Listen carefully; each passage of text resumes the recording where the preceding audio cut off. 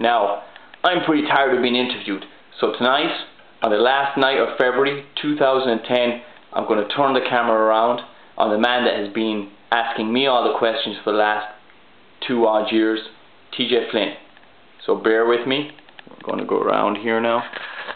And there he is, the one and only. What's happening, Griffin? TJ Flynn. Tell me, and more importantly, tell everyone that's listening, how has it been writing this book? How has it been writing this book? It's been good times. I think it's been a year and a half of great times, of frustrating times. I think at times for the two of us. Would you agree? I would. I think it's been a creative process that the two of us really kind of bought into, and I don't think we accepted second best in any word or any sentence of this book, which I think shows the amount of work and belief I think that the two of us had in this book, and the amount of belief that I had in your story, and maybe the amount of belief that you had in me that we could convey your story together. So overall it's been a great experience, man. And tell me, or even for any readers or more importantly young writers out there, what one word of advice would you give people who either want to write something or create something from scratch as you did? I suppose to just like trust in, you know, obviously anybody that wants to create something, they've got a spark within them to do something that somebody else has never done. Like the whole creative process, man, is something that by definition nobody else has replicated before. So just believe that you can do something that has never been done and push through those frustrating times, because like we've spoken about this, as you know, a few times yourself, man, like working in the dark, like this whole thing of working in the dark, it's not light or it's not like sunshine coming in here, it's working in the darkness of your own head. Those times when you believe that whatever you're putting down on paper just isn't working because there's nobody there with you to actually bounce ideas off of. It's like you and the piece of paper that's in front of you. So my advice would be to just override those difficult times of doubt and darkness and just push on through and follow your vision. And if you were to tell us, who would you say has been an influence on your writing or in some of the styles in the book, or things that you feel would have been a basis for Screaming at the Sky? Yeah, I think, to be honest about it, like the one book that I would have probably taken structure from would be a book called Chronicles by Bob Dylan. It's Dylan's autobiography that he wrote about 4 or 5 years ago, and it blew me away. I just thought that a structure like that we could use to tell your story very effectively. It's a very sparse structure. There's no padding around it.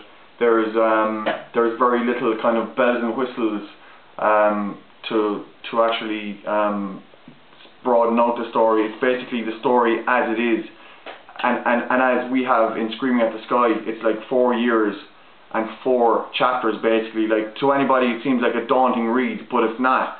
Anybody that reads this book, I know they're going to like delve into it, get 4 or 5 pages in, and I know that they're going to get sucked into it straight away. At least I hope they will. I believe they will. So the book, and I think that the writer and the structure that we have used is Chronicles by Bob Dylan, which is a book that I would recommend anybody to read, as well as Screaming at the Sky.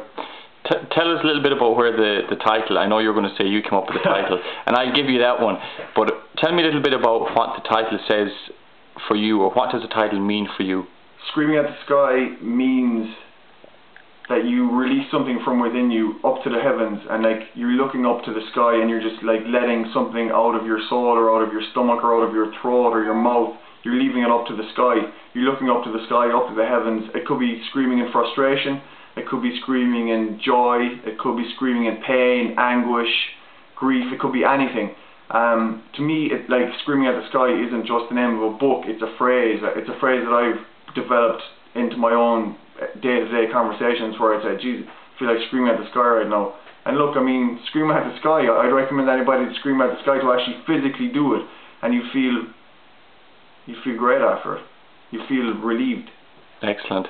And TJ, tell me, obviously having written Screaming at the Sky, and you would have spent massive chunks of your week for the last 16 months working on Screaming at the Sky.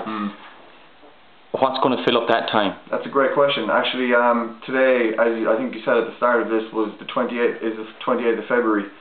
It's a Saturday. Sorry, it's a Sunday. Jeez, in my head. It's a Sunday, and Saturday morning, yesterday morning, was the first morning that I woke in a year and 4 or 5 months, and I said, what am I going to do? I said, it's 7:30 in the morning. I've got an hour, I've got 2 hours to work on Screaming at the Sky, but it wasn't there. I don't know. Might take to the beer again, but I don't think that's gonna solve any problems. But what would I do? God, man, I don't know. I'm gonna have to write Screaming at the Sky #2, I suppose. Jeez, that's not going to happen. Who knows? Last question. What do you want to achieve with the book? What do I want to achieve? What I wanted to achieve from day one was to write a book that I was proud of, and a book. Have you done it? Definitely, man, 100%. As the great Bruce Mansur would say, 100%. I think it's a book that both of us are really proud of. I'm speaking for you here. Well, you've done a good job for the last year and a half, so keep going. Well, yeah, like, look, I do honestly believe that we have achieved what we set out to achieve, which was to write a great book, and a book that I honestly believe in, first of all, and I honestly believe that people out there who will get their hands on this, it may not be, look, the book comes out in May, but like, you mightn't get your hands on it till 2 or 3 years time down the line, but keep this name in your head, because I do honestly think that it's a book that everybody will get some little thing out of it, even if it's one sentence, one word, one paragraph, that's going to stick in your head. I firmly believe that, and I believe that because your story basically is a story of everybody. It resonated with me, and I think that it's going to resonate with a lot more people. Excellent. Excellent. So until May. Did this fulfill your fantasy of interviewing me, man? It did. 100%. And until May, when we can hear back what people have got to say, and I suppose that's what we're all looking forward to most, getting people's feedback, good and bad. Well, it's bye for now.